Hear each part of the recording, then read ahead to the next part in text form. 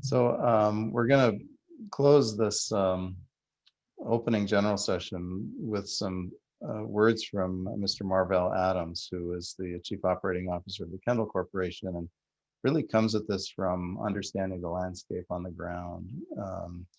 So I'm really looking forward, Marvell, to your presentation, and as soon as you're ready, we will move into your remarks. Great. Sorry, Christopher, there I am. There you are. All right. The joys of Zoom, but we're all here together. So glad. Christopher, thanks for having me today. Really been looking forward to participating in this conversation because it's clearly a very important one. What I'd like to do is go ahead and share my screen. Let's see.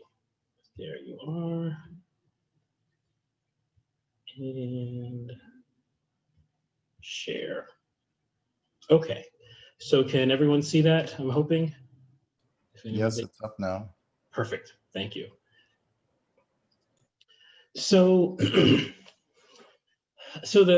title, the topic today of the summit is mitigating racial inequities in post-acute long-term care.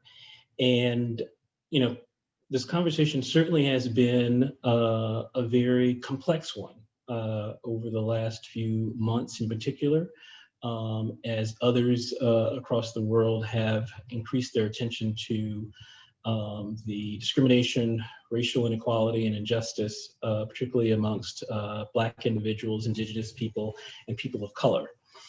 But my charge today is really to talk about the juxtaposition of our industry with a huge portion of those that give the day-to-day care, those that are now, referred to as heroes on the front line, that the diversity that exists there, the people of color, the amount of individuals committing their lives to being in service to others is very much different than the racial makeup and demographics of those that are in leadership positions in those same organizations, particularly in what they referred to as the C-suite. So in thinking about that, and we'll talk about some other juxtapositions in a moment, it was a little while back that I was really curious to understand, what are we talking about? So if we're saying there's not a very much racial diversity at the quote unquote top of many of these organizations. So what you see on your screen right now is not just a neat slide, but it is in fact giving you a representation of, oops, sorry, I didn't turn the PowerPoint on. There we go. Giving you a representation of the top 200 not-for-profit senior living CEOs in our space. What you see here is obviously mostly white individuals or white icons. In particular, you may note that there are a few that look different. So in green, there are denoted women, as you may see there. And then in 3 different colors, black, kind of a tan, and kind of an orangish one, depending on how your screen looks. Those represent the individuals of color in the position of CEO of the top 200 not-for-profit senior living providers. So this really starts to put stuff into perspective, perhaps, because in seeing this outline, seeing these icons here, one starts to think, okay, this is really a big problem. And when you think about the number of individuals that if I showed their actual face, you would see, no offense to anyone on the conference, gray-haired white men, close to retirement, gray-haired white men. And so not only is there an issue with the lack of diversity in the CEO roles, there also is a growing problem of having diversity in the pipeline to be able to actually be in these roles as they become vacant.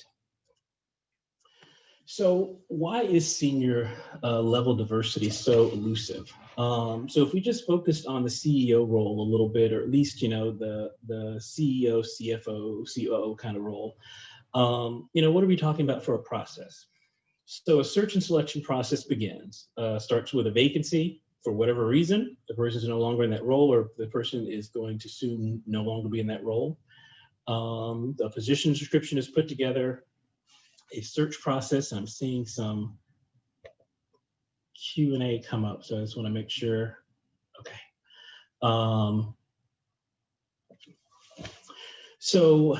Then you have a search process that begins, and maybe that is assisted by a search firm. Usually it is for positions of this level, if we're just sticking to the analogy of the top 200 not-for-profits.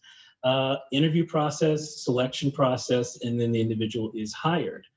So the question to me is, when does diversity become a factor? When does it become important? When does it become a conversation? When does it enter the decision-making of this process to consider individuals that may not traditionally be in these roles? And in this case, meaning people of color. Kind of hard to say. But what I would offer to you is that throughout this process, there is opportunity to make diversity and make inclusion a factor very, very early on. And what I would challenge you to think through, particularly if you've been in these roles of making decisions or shepherding the process, when might it be considered? And that perhaps it's too late at that point. So let's see, okay. Sorry, there we go. Okay, so what does this look like? So if we just talk about the process itself without talking about demographics, diversity, what are we looking for? So if a individual retires and rides off into the sunset, the hiring body or the decision maker would be the board of directors, most likely. Maybe there's a corporate office that's making the decisions, but either way. But what's being looked for is expertise, experience, perhaps presentation style, and various knowledge, skills, and abilities that the person may have. Many times you may be talking about what they're looking for is highly influenced and mostly based on their prior experience with the CEO that is leaving the position or has left the position. So you've always got this bias that's already built into it. So what factors are negative if you're looking for candidates to be in that top role? Maybe the person doesn't have enough experience. Maybe they're not a good fit organizationally.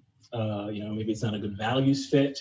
Don't share our ethos, whatever it may be. And then you start to talk about where is good senior level talent found. So, reputation in the industry, certainly, I know this person gets a referral, such and such is going to be retiring, I think you really would be a good match for our organization. Past connections, so individuals who maybe met at a conference, maybe someone you saw on a virtual conference, and it's like, hey, this individual I really think would be great. And then also search firms. Search firms are looking far and wide for individuals of talent in this field, and it's a pretty robust industry. And as you might imagine, with the retirements that are taking place at the top level, it's becoming more and more active. Then start to think about who makes the hiring decision. So is it the board of directors, the CEO, the COO, whomever you want to think about as being in that hiring position or that role? And then who sets the mission? Who sets the mission of the organization and the culture? Because if you're talking about maybe this person really doesn't fit in with us, and I really don't mean that as in like that person is black or white, that's not, most likely what a group of individuals that's in a hiring decision capacity is thinking. But they are thinking, our culture is driven by, we were started by the Episcopalians. We were started by Baptists. We were started by, Unitarian, you name it. having a faith-based sponsor also is another piece of this delineation of figuring out, okay, who do we want to recruit for?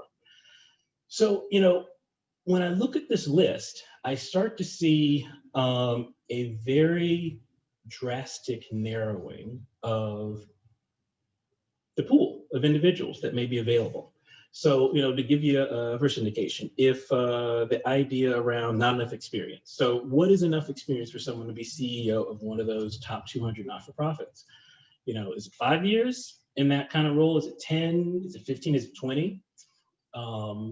I think if we were to talk with many of the CEOs in their roles, they didn't come to that position with just a small amount of experience. Or those that did, they've been in the role for 30 years, and maybe that role or similar to it is one of few that they have known. But either way, there is some sense that, okay, if we're going to hire somebody for the CEO of our system, they really need to have X amount of years of experience. So when you think about having a possibility of having a diverse slate of candidates for this role, you're really not talking about how do we find individuals right now that are qualified for these roles. You really are talking about there had to have been individuals on a path 10, 15, maybe 20 years ago to be prepared with the knowledge, skills, and ability and the experience that's being sought, meaning the sense of just hard numbers and years, in order for that person to show up today. So I've been doing this for 15, 20 years at this point. And so I started a while ago, but when I started out in this, were there people of color that were my colleagues? No, probably not. Were there individuals in my degree program, master's program, that were people of color? Yes. Did they go into senior living? No. So then you start to think more and more about what this looks like. The fact that past connections, knowing someone in the industry, those who you know, being also another factor. So if you think of your own circle of professionals that you know well, that you perhaps revere, that you've known for a while and would really want to think about in some of these positions that may become vacant, I think anyone would be hard pressed to be able to develop in their own network individuals that are people of color. So again, when you're talking about this winnowing of opportunity for diversity to come into the conversation, before you've even started the search, there is a great deal of drastic reduction in just who can be a part of this potential group of candidates that is also a person of color. Search firms. So search firms as well, certainly. And their knowledge and going out, and certainly there has been, at least from what I've heard, an uptick in the amount of individuals that are interested in having a more diverse slate, that it's a must. You have to. If we can't find a diverse slate, we got to start over, we got to keep looking. And then the hiring decision. So boards of directors. And if you think of perhaps even the board of directors of your organization in which you serve, or that board you've served on in the past, imagine yourself in that room with those individuals, and do you see diversity? Do you see people of color on that board of directors? Maybe yes, maybe no, but you certainly can recognize that as we've talked about these different factors in the decision making and even coming up with individuals to interview, there is a difficulty around those individuals being able to access pools of candidates, have connections with individuals that are people of color. Not because they purposely not sought them out, not because they have an aversion to it, but there is a tendency for all of us to be in circles of individuals, professional or personal, that are comfortable to us. I don't think anyone goes to the Leading Age Conference or this summit here and says, I can't wait to see that person that really made me uncomfortable last year when I was here. No, and that comfort level can be a very gray area to talk about. And I'll mention more about that in just a moment. And so lastly, as I mentioned before, about mission and culture and faith-based sponsors. So what I would offer to you is that you've got a few common threads that are going throughout all of this. You've got the board of directors that may be the prime decision maker with guidance and counsel from the search firm. Um, I didn't have a graph or didn't do a graphic for this, but looked at the top 20 not-for-profit providers in senior living. Of the 20, I think it was 6 individuals are women. One of those women is of Asian heritage or culturally, and the rest are white men. So if you're starting to think about what the composition of the board and the decision makers are, I know perhaps there are individuals on this that are Hamilton fans, but it starts to be a commentary around of those that were in the room when it happened. So that board of directors, many of which are seeing retirement of a CEO that's been there 10, 15, 20 years perhaps, because that tenure, that long tenure is very revered in our industry. People want that stability, whether it gives them what they're looking for or not. So starting to realize that, okay, if this board of directors has really only known a couple individuals that have led that organization, if they've been there for a long time, there's no term limits, that kind of thing. If in the room of decision makers is not a person of color, it may be a hard path to be able to reach out to and find individuals. CEO may be that person in position to hire the COO, the CFO, other individuals. Again, there is a lack of diversity in CEOs across our industry. Again, I'm not saying that because someone is white means that they cannot attract, they cannot recruit, or they cannot seek out persons of color for the roles that may exist in the organization. But what I am saying, though, is the circles in which individuals commonly spend their time, professionally or personally, those individuals tend to perhaps have a similar background, maybe they went to school together, all the things that's built into systemic racism, right? So all of this is not something that a magic wand was waved and all of a sudden you have boards that are mostly white and CEOs that are mostly white, but instead this is a systemic issue that we all understand very well to be a huge burden for not only Black individuals, but Indigenous and people of color. So then let's switch around to the sponsor. So many of the initial sponsorships, at least in not-for-profits, faith-based institutions.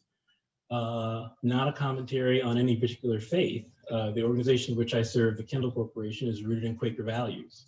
There aren't a lot of Black Quakers. There aren't, when you think of leadership of the Episcopal Diocese of Washington, D.C., there was the first bishop of color there many years ago. But if you look across the country, whether it's Presbyterian, Baptist, United Church, you name it, are the influencers and the leaders of those organizations of color. Again, not a commentary on what their decision-making may be in the sense of seeking out people of color, but it just gives you another sense of the systemic part of this and the systemic bias that is in there. Lastly, the search firm. This one was interesting because I in preparing this and a version of it previously, I came to a realization that until recently, I had never met a person of color that was a lead or a partner of a search firm that works in our space. So, and I don't think this is like calling anybody out because we know the ones that work in our space. So Whit Kiefer does a fair amount of work.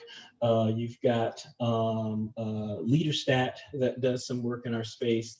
You've got, forgetting who the other one is. There's a couple other smaller mom and pop ones, or at least smaller ones. But I had never been approached by anyone that was a person of color. Then I started to think, wait a minute, I've never been hired by someone other than a white man. So that started to really get me thinking. And so looking at the search firms, I just checked websites and saw, yeah, sure enough, all the search firms, not just the partner, but the entire team, at least on the website, um, is white. No people of color, persons of color. Until recently, believe it or not, I met an individual at a firm called Korn Ferry, and this individual that reached out to me. I talked to them because it was like I saw a unicorn, like that to see a Black woman that was in this space, a managing partner at Korn Ferry in DC, to talk to Davina and understand that, wow, you exist, does not necessarily change whether or not a person of color enters the slate of candidates, because still look at the rest of this circle. You've got the board of directors, you've got a CEO, you've got the originating sponsor, and other factors that are influencing. But it gives you a sense of just how deep of an issue this is. And not only that, it is not one that even with unlimited resources, you can solve immediately or even in the near term, because of the pipeline issue of how do you have individuals prepared to be in leadership roles if you're just starting now. That fruit will bear 5, 10, 15 years from now. And so what does it look like to do something now? What does it look like to be able to mentor? What does it mean able to actually get that pipeline going? So the other thing I was curious about is, okay, you've got,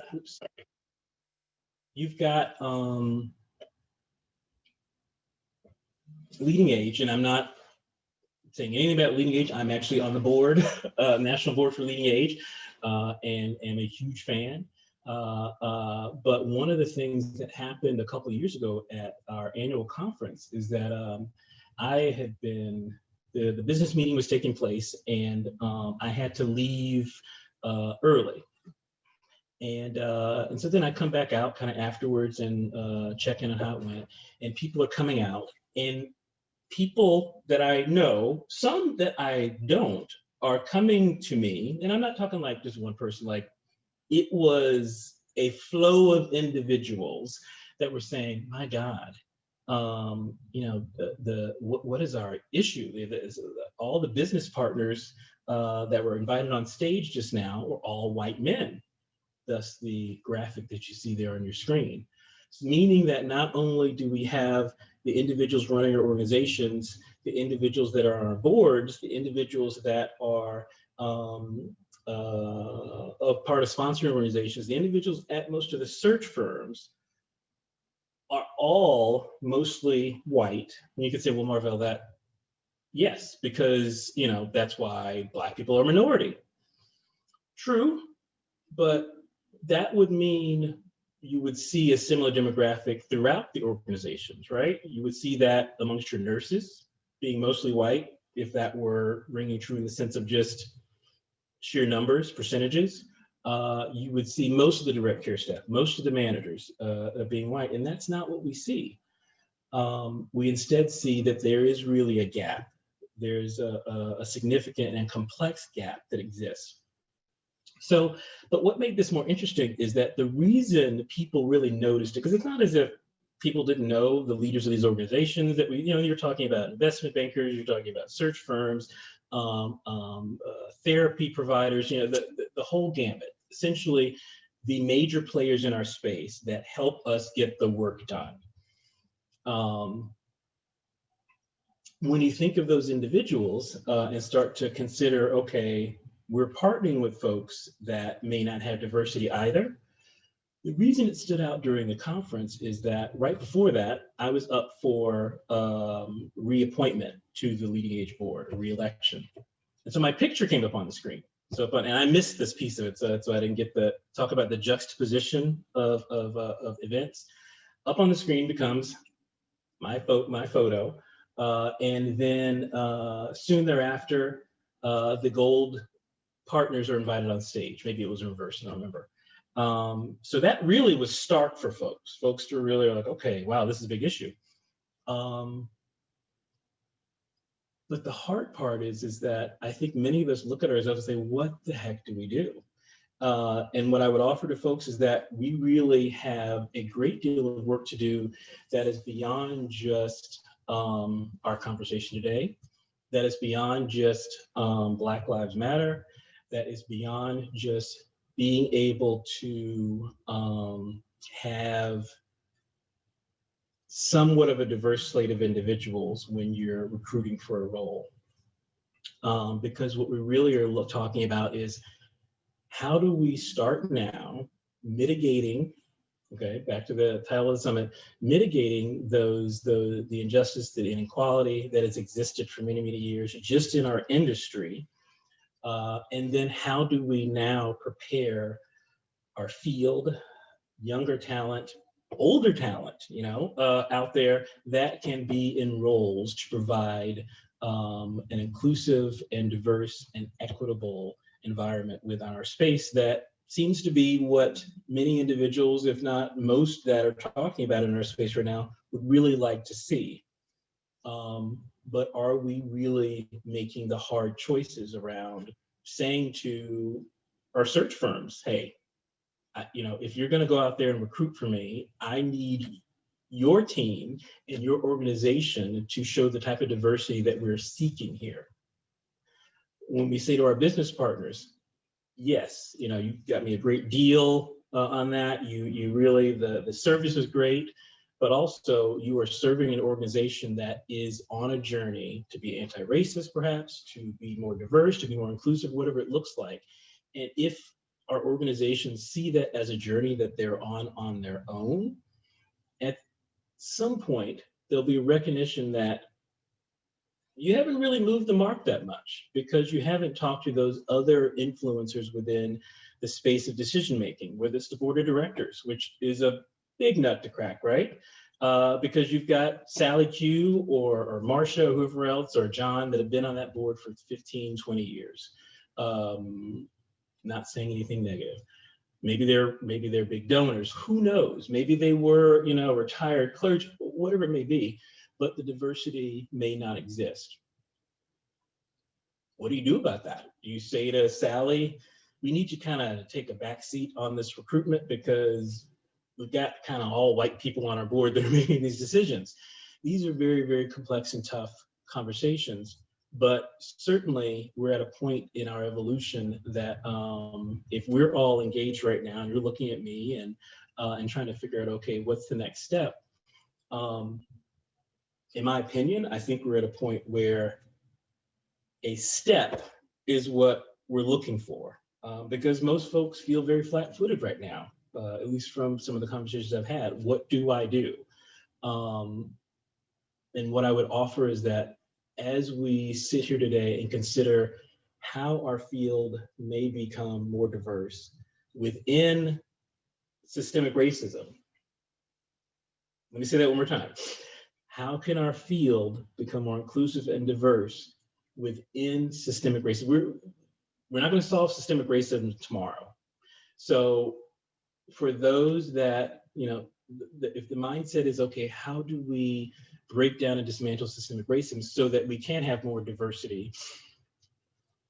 I mean, time's ticking. I don't know how long that would take to see an impact that we hear right now. There's a momentum perhaps to do something different than before.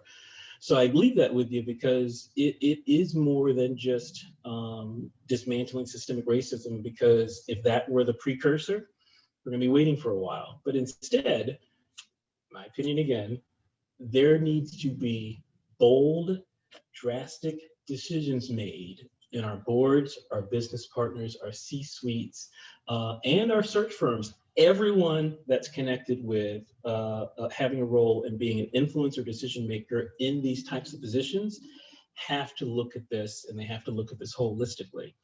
Without that, the chance of success in my mind seems very small. I will Christopher, I don't know if you can say anything or not, but I'm not sure how I'm doing on time. I've kind of lost track, although I am wrapping up. Yeah, Marvell, thank you. We are running late, and so unfortunately, I don't think we're going to be able to take questions. We need to move into our panels. Gotcha.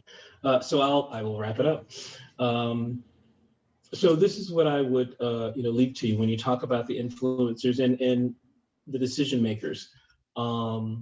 You heard me say before that I recalled and realized that I'd always I'd never been hired for a role by anyone other than a white man. If you could imagine the first job you had, maybe the first few jobs, or maybe the job you have right now, whatever you want to do, think about that job. Maybe even you're willing to be vulnerable a bit and close your eyes and think about where you were, the space you were in, the individuals or individual that was in that room when it happened, when you were hired. Envision them and look across the table at the person or at the next chair and see them in your mind.